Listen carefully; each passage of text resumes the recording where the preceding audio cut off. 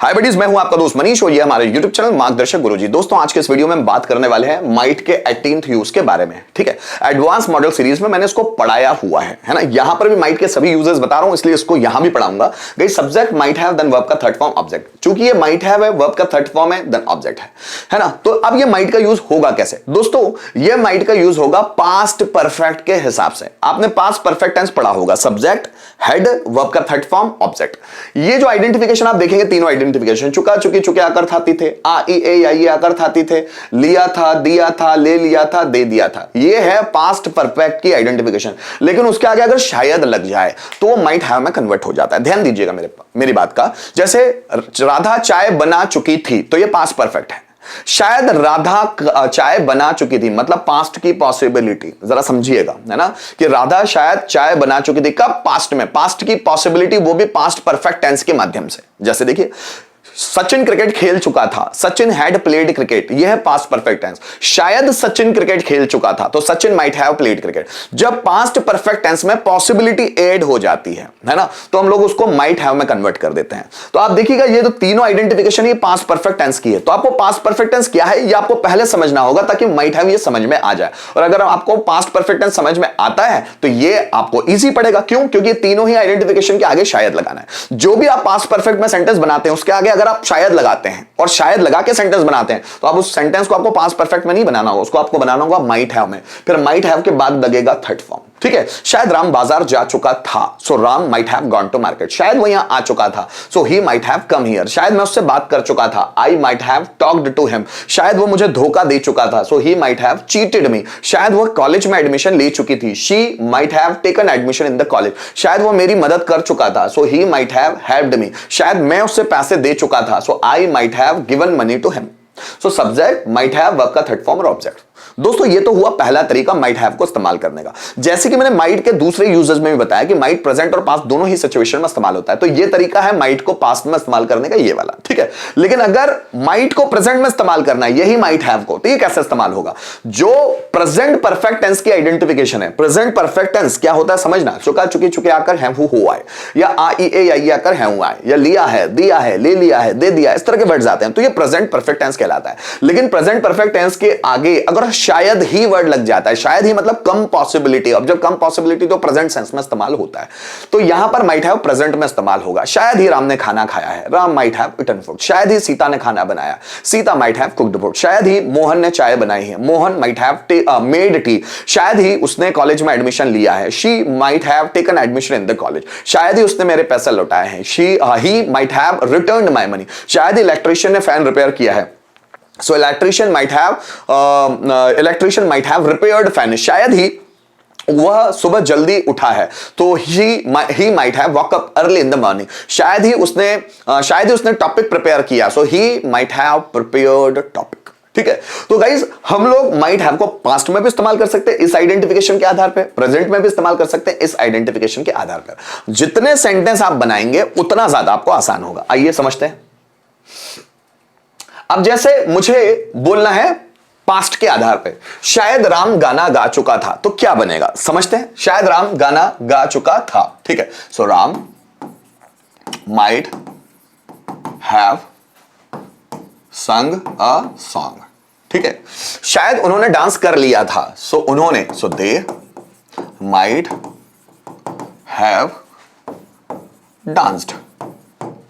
शायद उन्होंने बैंक से लोन ले लिया था, so they might have taken loan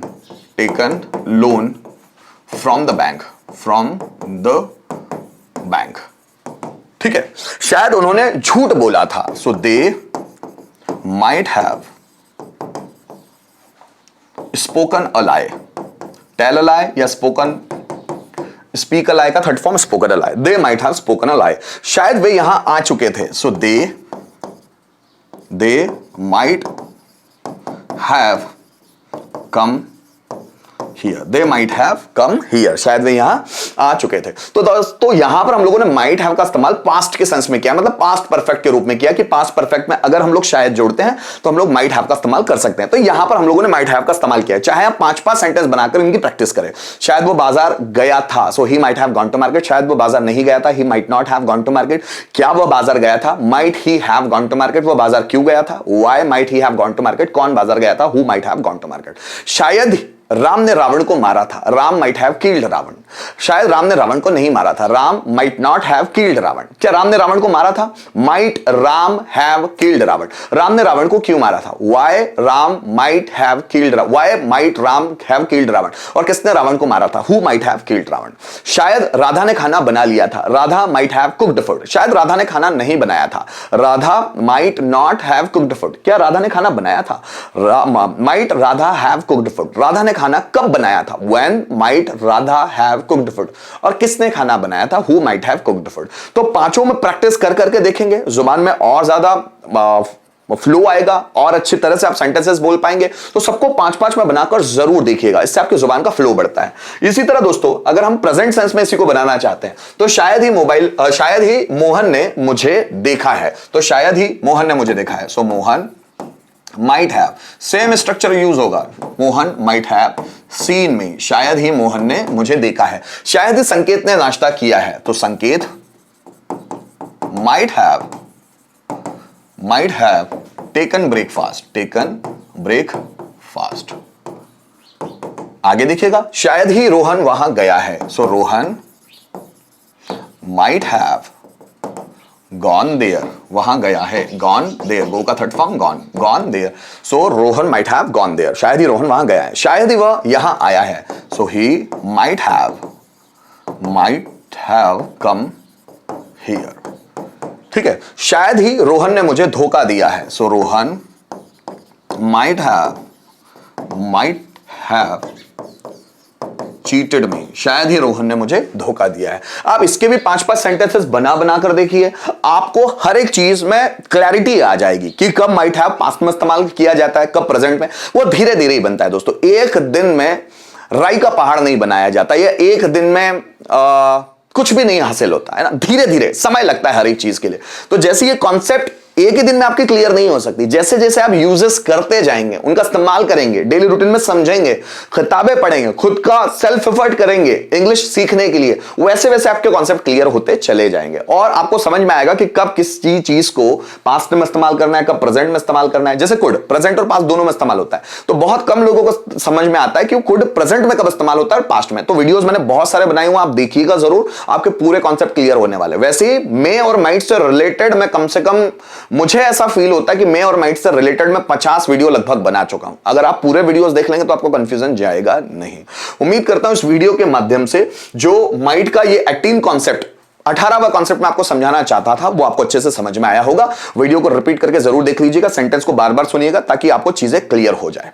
thank you so much video में एंड तक बने रहने के लिए।